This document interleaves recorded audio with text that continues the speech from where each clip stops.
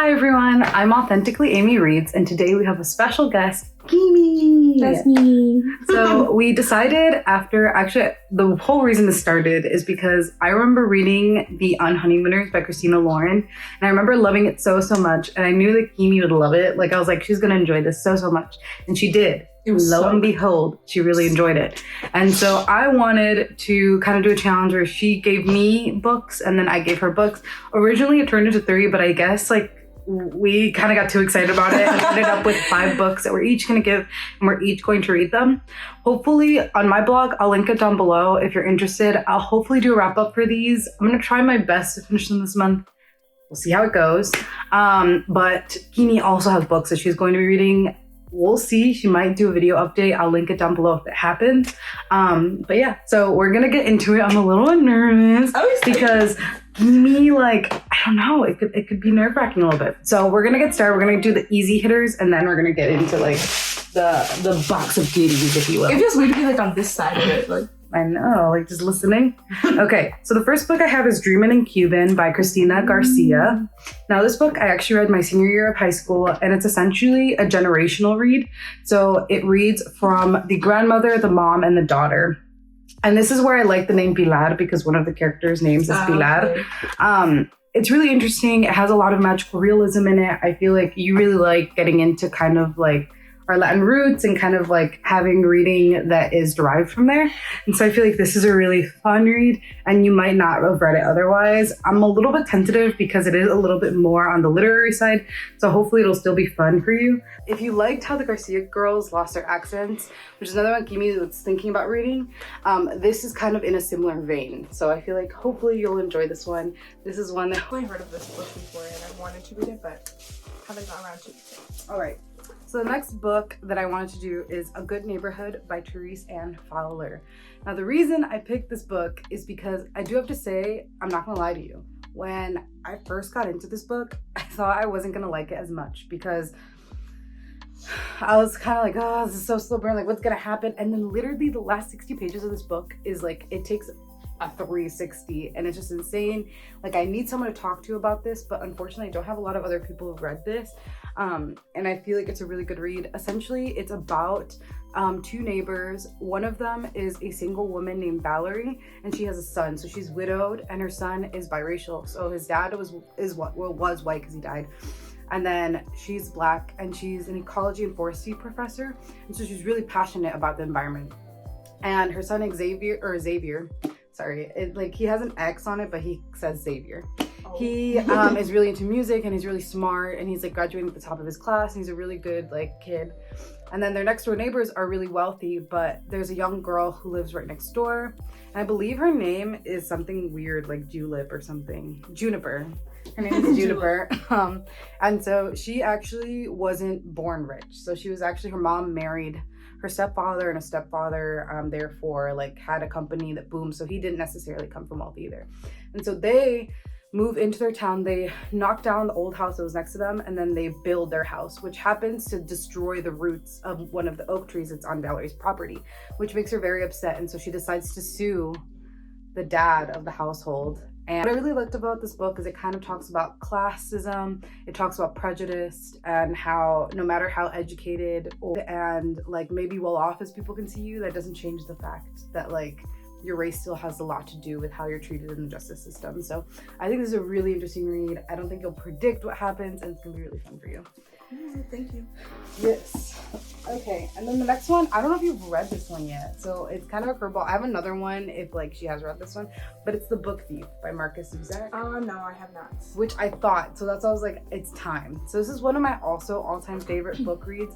I actually have the international version of this one rather than like the because I was like, I haven't the seen American that. release is the Domino one, I think, and then this one's really cool. I actually got this edition off of Thrift Books.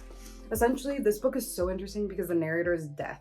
So the narrator in A Good Neighborhood is actually the neighborhood. So like that's really interesting about that one. And this one, the narrator is deaf. And so it's a really interesting book. It is a World War II book because of course, how could this be a book recommended from me without one World War II book? And it's essentially about this young girl named Liesel, I'm pretty sure.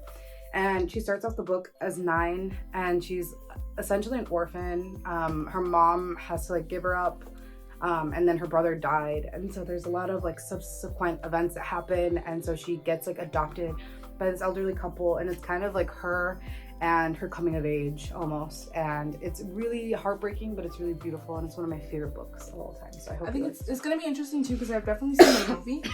So it'll be interesting to like see the movie and then read the book and see like how that works. But I'm excited. All right, and then now the moment of excitement are the do you need the books. Yes, I need the scissors. I have them. They actually came perfectly in a box, like both of them that were for her, which is insane. I'll look away. I think it's okay because it's in the box. So, oh god, me like making a lot of noise. Okay, so I'm actually really excited about these. They're actually face down too, so they knew. They knew. They were like, "Don't worry, I got you." I guess I'll end with the other ones, but I'll start with this one. So the first book I have is The Bluest Eyes by Toni Morrison. And the reason I picked this book, and the reason I think Kimmy's gonna be really excited about this, is I feel like Kimmy's really activist, and I feel like you're very intrigued by the idea of people valuing like lighter skin and like blue eyes and stuff like that. So this book literally talks about that. So this book is essentially about a young girl named Piccola.